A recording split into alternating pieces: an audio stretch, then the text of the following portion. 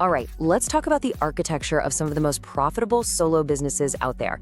We're going to deconstruct the framework that lets a single founder have the impact and the profit of a huge team, but without any of the crushing weight of management. Just let that sink in for a second. You see the revenue going up, but you feel more trapped than ever before. You've been taught to believe that the only way to deal with being overwhelmed is to hire more people. But what if that's a lie? What if that belief is the very thing holding you back? Okay, this right here, this is the core idea of everything we're about to cover. See, in today's world, every person you hire comes with a complexity tax. They become another communication point that needs constant managing. But a system is a pure asset. It gives you leverage without all the emotional baggage and the operational drag. It's a fundamental shift from managing people to orchestrating logic. So, how do we tear down this broken model? Well, here's our roadmap for building a business that actually serves you, not the other way around. We're going to diagnose the problem, trace its origins, build the solution, dive into the deep psychology of why it works, give you the practical steps to build it, and finish with the new philosophy it creates. First things first, we have to properly diagnose the sickness that so many entrepreneurs are dealing with, and it all stems from a basic misunderstanding of what real growth even is. We call it the headcount hallucination. It's this idea that's been hammered into us by old school business culture, the idea that your success is measured by how many people you employ. It's a total vanity metric, and it completely ignores the real price you pay every time you add another person to the mix. And that price? We call it the complexity tax. See, you don't just get another worker, you get another node in your communication network.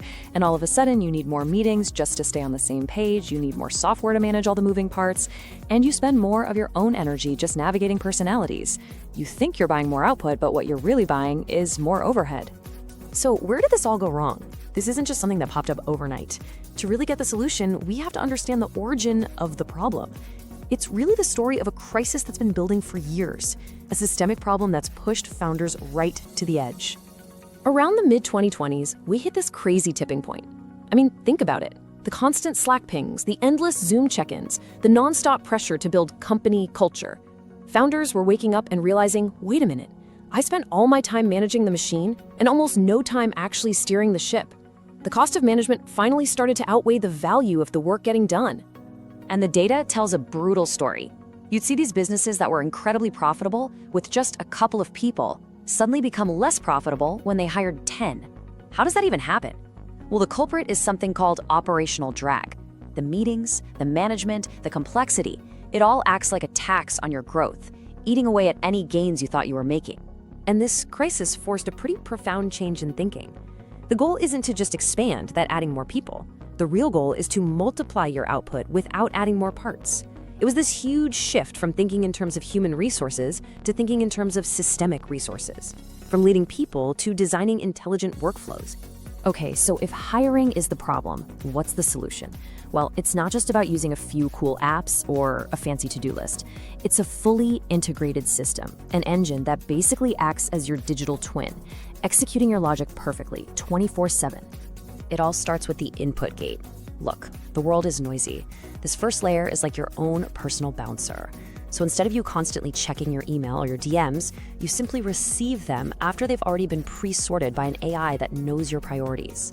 All the noise, all the junk, it never even makes it to your front door. Next up is the logical filter. This is the brain of the whole operation. It takes that clean, pre-sorted information and runs it against your business logic. Is this lead the right fit? Is this a top priority support ticket? It makes that first round of decisions for you, throwing out what doesn't matter and escalating what does. Now, this is where the magic really happens, the action trigger. This is the execution layer. So a perfect high-value lead comes in, it passes through the filter, and the engine doesn't just ping you. No, it acts. It drafts the proposal, creates the client folder, sends the scheduling link. It's literally doing the work of an assistant, but instantly and without a single mistake. And finally, there's the feedback loop. This engine isn't just a machine, it's a learning machine. It tracks its own successes, how many leads it processed, how many contracts it sent, and it actually optimizes its own workflows over time. It literally gets smarter, making you more and more leveraged every single day. So what does all of this actually add up to?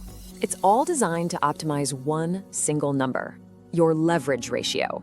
This is the ultimate metric. It's not revenue, it's not even profit. It's how much of your precious, limited attention it takes to generate $1 of profit. The entire goal of your engine is to drive that ratio as high as systemically possible. Okay, we've seen the blueprint. We know what it is. But why does this system work so incredibly well? Well, it's not just clever engineering. It works because it's built on a really deep understanding of human psychology. You know, at the heart of all this is the 80-20 rule, the Pareto principle. And we all get it intellectually, right? A tiny bit of our effort produces most of our results. But here's the problem. Our brains are literally wired to betray us. We are designed to feel productive when we are busy. Clearing out 10 tiny emails gives us a bigger, more immediate dopamine hit than spending 3 hours on one single difficult, high-impact project. Busyness is actually a defense mechanism. It's an incredibly sophisticated way to procrastinate because it lets us feel like we're working hard while we're actually avoiding the very work that could change everything. And this is what that looks like. This is a typical day for most entrepreneurs. That huge 80% chunk of the pie, that's low-impact busyness. It's reacting to notifications, answering questions a system could have handled. It feels productive, but it barely moves the needle. And that tiny 20% slice, that's the real game-changing work that gets squeezed into the margins. So that's the real question, isn't it?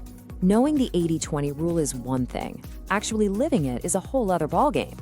How do you break that addiction to busyness and force yourself to only do the work that truly matters? The answer is you create a powerful constraint.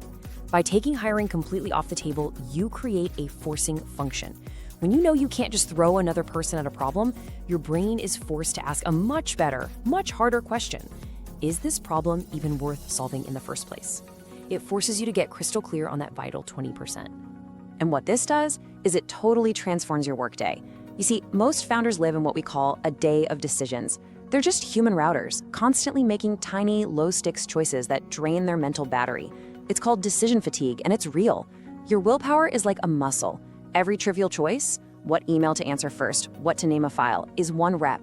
By lunch, that muscle is exhausted, and you have zero energy left for the big strategic thinking that actually matters.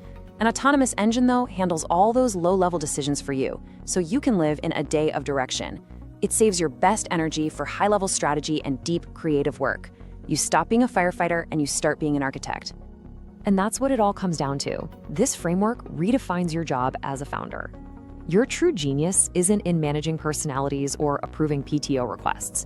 Your genius is in solving problems for your market. This system just frees you up to do exactly that without anything getting in your way. Okay, enough theory. Let's get practical. How do you actually build this engine of freedom? This isn't just a nice idea. Let's walk through the activation sequence right now. Step 1 is the task autopsy. For 1 week, you have to be a ruthless auditor of your own time. But the key here is the question you ask yourself. Don't ask, how can I do this faster? Or who can I give this to? Ask the much harder, much more powerful question, why am I even doing this at all? You have to justify the existence of every single task on your plate. Step 2 is where you deploy the elimination filter. And this is the most important discipline of all. You take that list from your autopsy, and if a task does not directly and massively improve your leverage ratio, you kill it. You don't automate it, you don't delegate it, you eliminate it. Most of the things we think are essential are just habits we've fallen into. You have to be absolutely ruthless here. And finally, for the few vital tasks that survive, you architect the digital bridge. This is where you map out your golden path, the core steps that deliver value to your customer. Then you connect your tools together, not just as separate apps, but with agentic logic, so they talk to each other, passing data and triggering actions, creating a workflow that runs while you're focused or while you're asleep. And that brings us to the end, to the real payoff. Because this isn't just a business strategy, it's a whole new philosophy for your work, and honestly, for your life. Look, the math is simple. This system gives you way higher profit margins and way lower stress. But the human truth behind it is even simpler. We just want our time back. We want the freedom to focus on the work that actually lights us up, the work that only we can do. When you successfully build this autonomous engine, you really go beyond the traditional role of entrepreneur. You're not just a manager of tasks or people anymore. You become something much more powerful. You become an architect of time. You are deliberately designing a life and a business that gives you the most impact with the most freedom. And maybe that's the final lesson here. Real growth isn't about adding more stuff. It's about learning how to multiply what you already have. It's about building a system so valuable, so efficient, that you don't have to push anyone through a funnel. It just pulls them effortlessly toward the incredible value you've created.